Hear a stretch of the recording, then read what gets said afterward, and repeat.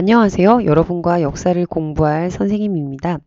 역사가 처음이신 분도 있고요. 나 역사 조금 공부했는데 너무 어려워 라고 생각하시는 분도 있을 것 같습니다. 그런 분들과 함께 이 영상을 보고 싶습니다. 선생님이 2019년 부산에 놀러 갔을 때 밤에 송정 앞바다에 모래사장에 철퍼덕 앉아서 찍은 영상인데요. 검게 일렁이는 바다와 그 위를 비치는 보름달이 너무 아름다워서 한참을 모래사장에 앉아서 영상을 찍었습니다. 그런데 지금 생각해 보니까요. 이 검은 밤바다 그리고 밝게 비치는 달빛이 역사와 관련이 있다는 생각이 듭니다. 과연 어떤 관련이 있을지 오늘 수업을 들으면 어렴풋하게나마 아실 것 같습니다. 그러면 이번 시간에는 어떤 내용들로 여러분을 같이 공부할지 살펴볼 텐데요. 먼저 수업 준비 어떻게 해야 되는지, 그리고 여러분이 수업 시간엔 어떻게 해줬으면 좋겠는지, 그리고 세 번째로는 배우는 내용, 역사 1의 내용을 소개해 드릴 거고요. 네 번째로는 역사 평가 안내입니다. 그리고 간략하게 교과서에 있는 역사는 무엇인가를 간단하게 한번 살펴보고 오늘 OT를 마무리하도록 하겠습니다. 수업 시간에 꼭 필요한 준비물 안내해 드릴게요. 너무 당연하다라고 생각하실 수 있을 것 같은데요. 여러분이 받으신 교과서 꼭 필요합니다. 보시면은 미래 N에서 나온 것이고요. 역사 1 교과서 받으셨습니다. 밖에 말이 그려져 있고요. 자세히 보시면 몽골족 그리고 기사가 매달려 있네요. 이 역사책 수업 시간에 너무 꼭 필요하고 없으면 선생님이 뭐라고 잔소리할 테니까 꼭 준비해 두시기 바랍니다. 또 옮겨보시면 아시겠지만 내용이 너무 많습니다. 외울 것도 많고 그림도 많고 해서 여러분이 꼭 외웠으면 좋겠을 내용들을 선생님이 프린트로 정리해 보았습니다. 이 프린트는 한 장당 1차시씩 나갈 내용들로 구성되어 있습니다. 지금은 당장 못 드리고요. 여러분이 학교에 나오면 선생님이 여러분들에게 하나하나 나눠드리도록 하겠습니다. 수업 시간에 하나 더 필요한 것도 너무 당연한데요. 뭔가 여러분이 이건 좀 기억해 둬야 되겠다라고 하는 내용들을 적을 필기도구 필요합니다. 색깔도 다양하면 좋은데 안 되면 볼펜 하나만 있어도 충분할 것 같습니다. 그러면 일단은 여러분이 프린트가 없으니까요. 프린트 빼고 본격적으로 수업 한번 첫 장을 넘겨보도록 할게요.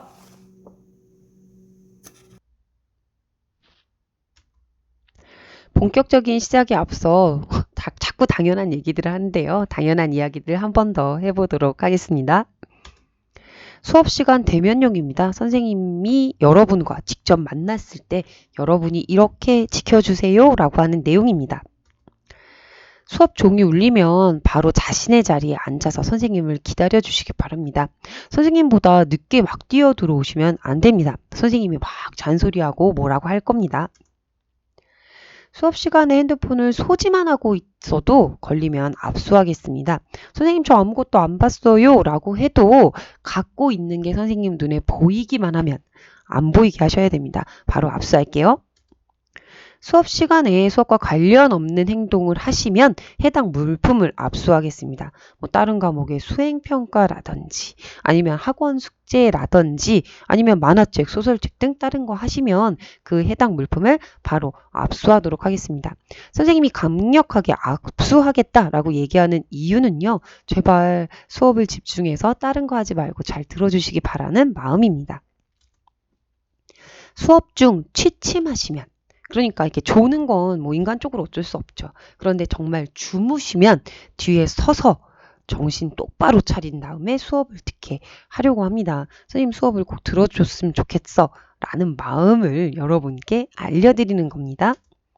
수업 중에 친구를 괴롭히면 선생님이 너를 괴롭힐 겁니다. 그러니까 그런 짓 하지 않으셨으면 좋겠습니다. 이번에는 온라인용입니다. 사실 딱 한 가지인데요.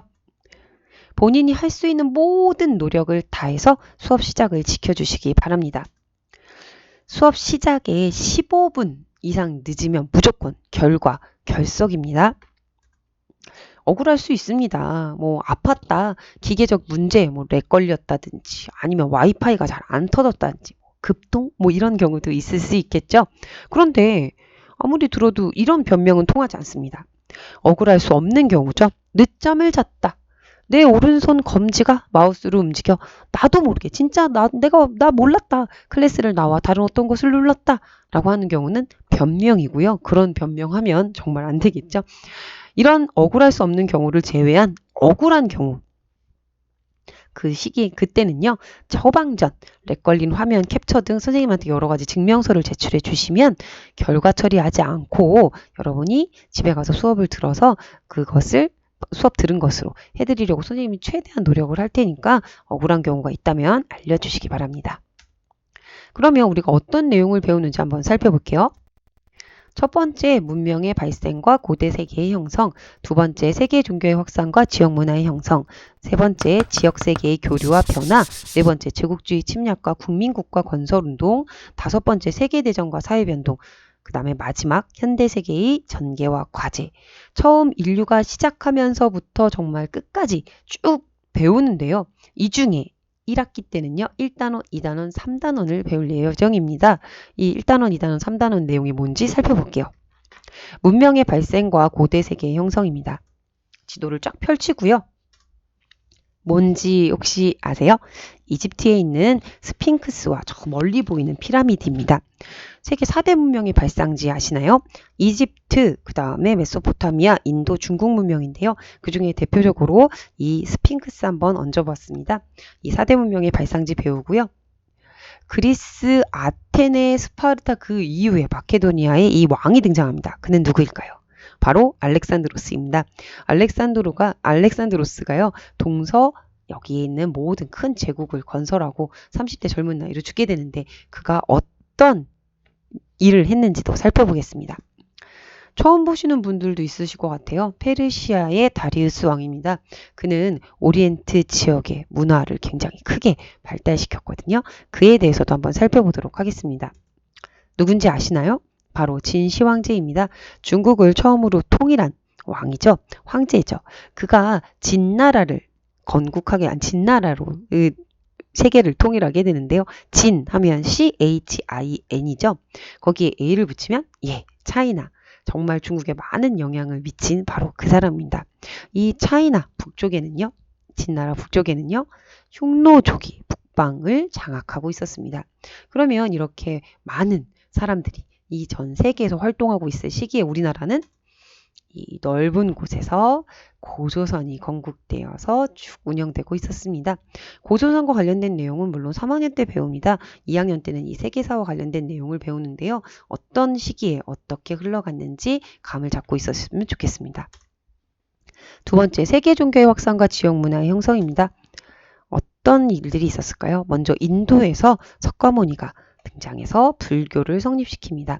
그가 성립시킨 불교가 이 지역의 지역 불교구 되면서요. 비단길을 통해 중국으로 가게 되고요. 그리고 한국과 일본으로까지 전파되어서 동아시아 지역 문화에 큰 영향을 미치는 종교로 자리 잡게 됩니다. 이 아라비아에는요. 뭔지 혹시 아시나요? 메카에 있는 카바 신전입니다. 여기 보시면 이게 다 사람인데요. 어마어마하죠. 바로 이슬람교가 성립된 겁니다. 이슬람교가 성립되고 이 주변으로 확산되면서 이 지역의 문화가 이슬람 문화권으로 형성되게 되죠. 이건 성당입니다. 유럽 지역에서는 크리스트교가 널리 정착되면서 이 지역만의 문화를 만들게 되는데요. 이 종교가 지역 문화를 형성하는 데 큰 영향을 미치게 됩니다. 이것에 대해서 한번 묶어서 살펴볼 거고요. 이 시기 우리나라는 삼국시대, 통일신라시대를 거쳐 고려까지 쭉 이어지게 됩니다. 과연 이 세계와 어떤 교류를 하며 우리나라가 운영되는지 물론 3학년 때 배우게 되고요. 올해는 3개만 배울 예정입니다. 마지막 지역세계의 교류와 변화입니다. 칭기즈칸이죠. 보자마자 맞추신 분도 있을 것 같은데요.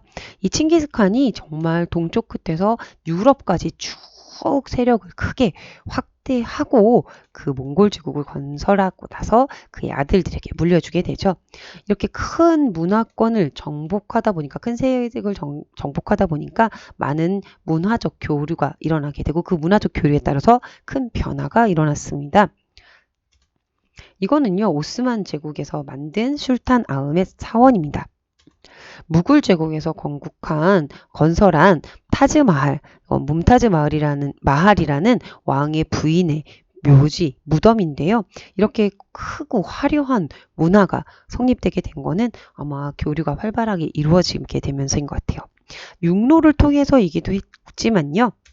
이렇게 배를 통해서 바닷길을 통해서 서로 문화가 교류되기도 했습니다. 이 바닷길의 끝판왕 누군지 혹시 아시나요? 바로 콜럼버스입니다. 콜럼버스는 자신의 배를 타고 서쪽으로 계속 가서 동쪽으로 그 입장에서는요, 닿길 원했는데요. 그 과정에서 그들에게는 신대륙인 아메리카 대륙을 발견하게 됩니다. 물론 원주민들이 이미 살고 있었죠. 그 아메리카 대륙의 그 신대륙의 발견에 의해서 유럽은 큰 변동을 겪게 되고요. 많은 발전을 이룩하게 됩니다. 물론 이곳에 원래 살고 있었던 원주민들은 많은 학대와 피해를 겪게 됩니다. 그리고 그 이후의 세계로 쭉 넘어가게 되죠. 이 시기 우리나라는 고려와 조선을 거치는 시기였다라고 짐작해 두시면 좋겠습니다. 여기까지 배우면요. 정말 내용이 어마어마하게 많은 건데요. 여러분의 눈을 보고 중간중간 실시간 대면 수업을 할 거잖아요. 그때마다 여러분을 확인하면서 여러분이 너무 어려워하면 진도를 정말 천천히 나갈 예정입니다. 여러분과 상관없이 진도가 목표가 아니고요. 여러분이 하나를 알더라도 제대로 아는 것이 우리 신현중 역사 2학년의 목표입니다. 그러니까 걱정하지 마시고 소화할 수 있을 만큼 소화하면서 따라오시기 바랍니다. 그렇지만 사실 친구들은 괜찮은데 나만 너무 어려운 게 아닌가. 내용이 너무 많다. 도망가고 싶다. 절망을 한 스푼 덜어? 혹은 더해드리는 게 아닐까 걱정이 되는데요. 평가 안내입니다. 평가는 크게 두 종류로 나뉩니다. 지필평가와 수행평가로 나뉘죠. 지필평가는 40%이고요. 수행평가는 60%입니다. 이 두 개의 평가를 합쳐서 100% 만점으로 나가게 될 텐데요. 지필평가는 여러분이 이렇게 학교에서 시험 보는 걸 의미합니다. 시험 보는 날짜가 있고 그 시험 보는 날짜에 종이를 드리면 그 종이에다 OMR 카드에다가 적어내는 건데요. 크게 두 종류죠. 중간에 보는 중간고사 4월쯤 볼 테고요. 그리고 6, 7월에 보는 기말고사로 나뉩니다. 좋은 소식일지 부담스러운 소식일지 모르겠는데요. 중간고사 가장 생략하겠습니다. 그리고 1학기에 배우는 내용을 기말고사로 보겠습니다. 그리고 좋은 소식일 것 같은데요. 서술형, 서답형 보지 않고요. 몽땅 다 1, 2, 3, 4, 5번 중에 여러분이 선택할 수 있는 선택형 100%로 보겠습니다. 대신에 여러분의 서운함을 메꿔드리기 위해서 수행평가 크게 영역 3개로 나뉘어서 보도록 하겠습니다. 서술형도 좋은데 라고 하시는 분들을 위해서요. 수업 과정에 중간중간 선생님이 열심히 질문도 하고요. 프린트 확인도 하면서 어떻게 여러분이 수업에 참여했는지를 30점 만점으로 평가해 드리도록 할게요. 그리고 세계사를 배우다 보니까요. 등장하는 나라들이 너무 많습니다. 여러분이 꼭 알면 좋겠을 나라 한 30개를 뽑아서 3, 4, 5, 6월 달 동안 천천히 한번 30개 나라만 외워보도록 하는 역사지도 만들기도 30점입니다. 중학교 역사는 약간 인물 중심입니다. 그래서 그 인물들을 뽑아서 여러분이 그 인물을 자세히 이해할 수 있는 인물 탐구, 결과물로 팜플렛 만들기 정도 될 것 같은데요. 그 인물 탐구도 다 합쳐서 100점 만점에 30, 30, 40으로 나누어서 한번 보도록 하겠습니다.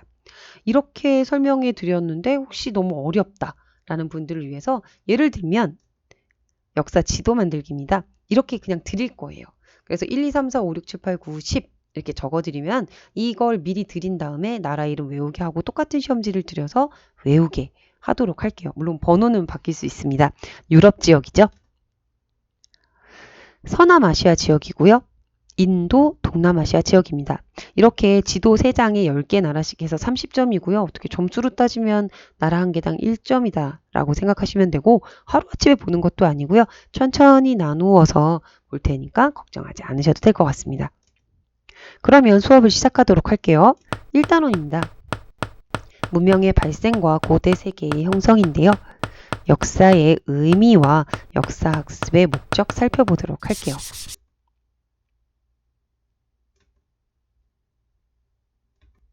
수업을 시작하도록 하겠습니다. 책 펼친 것 다시 한번 펼쳐보도록 할게요. 뭘 배우는지 쭉 나와 있고요. 책을 쭉 넘겨서 여러분이 보시면 몇 페이지를 피시면 되냐면요. 바로 12페이지 역사란 무엇인가 이 페이지 펼쳐놓고 선생님 수업 들어주시면 좋겠습니다. 그럼 시작할게요. 제목이 역사란 무엇인가입니다. 역사 무엇일까요?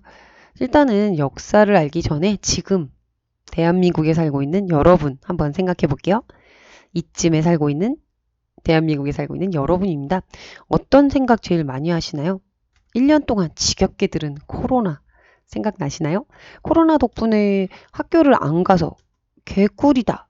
그런데 마음 한편으로는 뭔가 허전하고 불안하기도 하다. 그럼 공부는 어떻게 하는 거지? 아씨, 안 해, 말어. 라고 생각하실 수도 있는데, 이런 생각을 하더라도, 불안합니다. 고등학교는 가야 되는데. 이 와중에 더 예뻐지고 싶기도 하고요. 새 핸드폰 가지고 싶기도 하고요. 또 누가 뭐 부자다, 뭐 자수성가 있다 그러면 뭐 유튜버가 되든, 뭐 연예인이 되든 부자가 되고 싶고, 뭐 건물주도 되고 싶고, 뭐 이런 생각도 할 겁니다. 사실 여러분 시기에 막 여러 가지 생각을 하게 되는데요.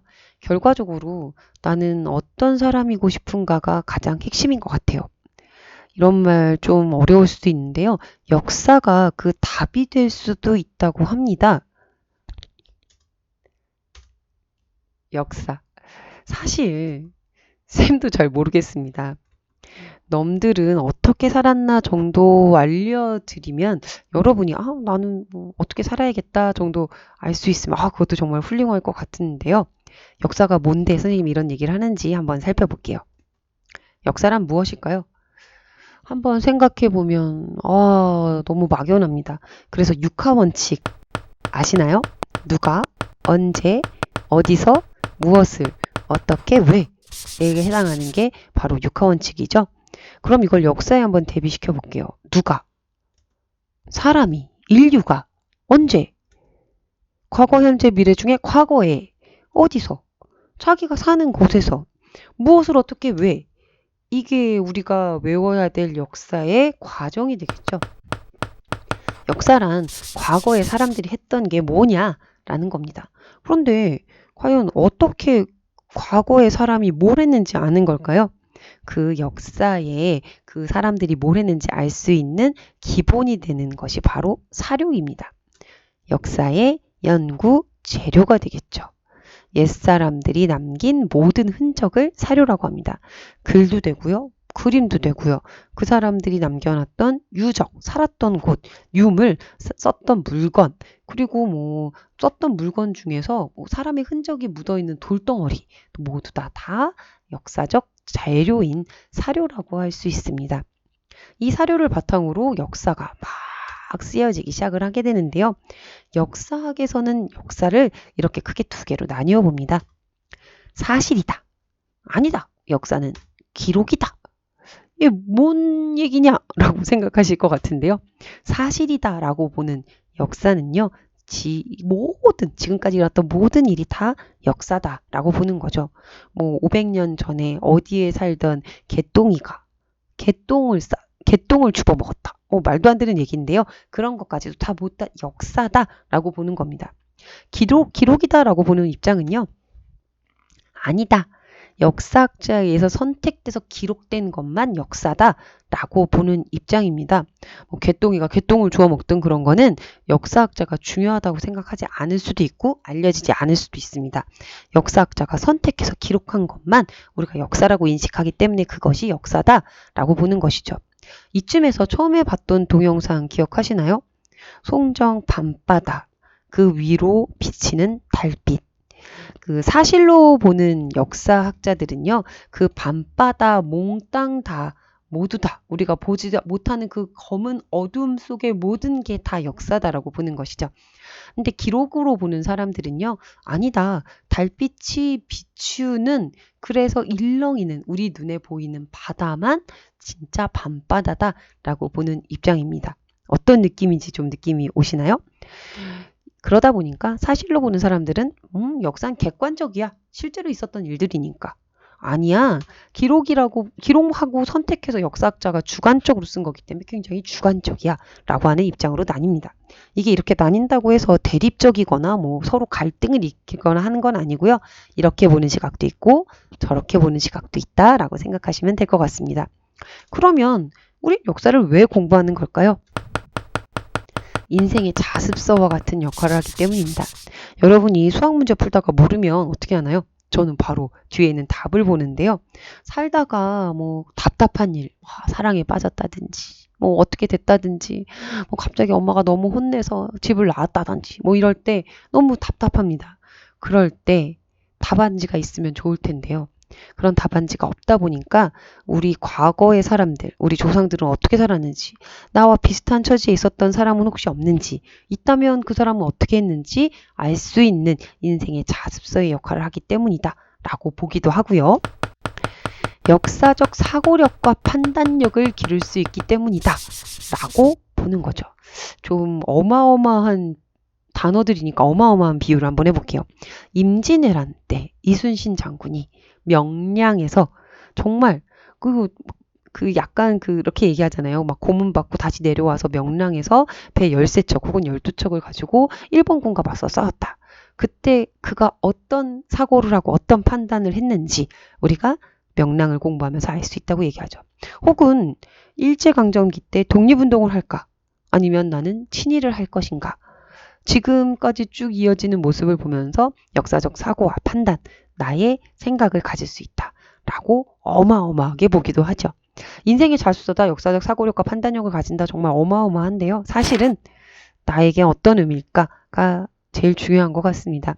역사를 지금 공부하는 여러분에게는 나는 역사를 공부하면서 이래 이렇게 의미를 갖는 게 제일 중요할 것 같은데요. 그걸 바탕으로 나는 어떤 사람이고 싶은 것일까?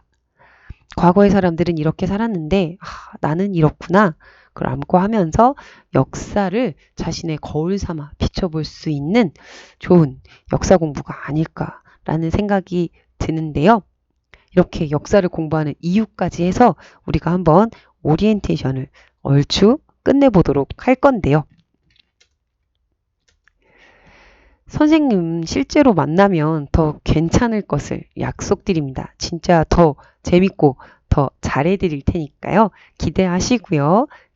OT는 이만 하도록 하겠습니다.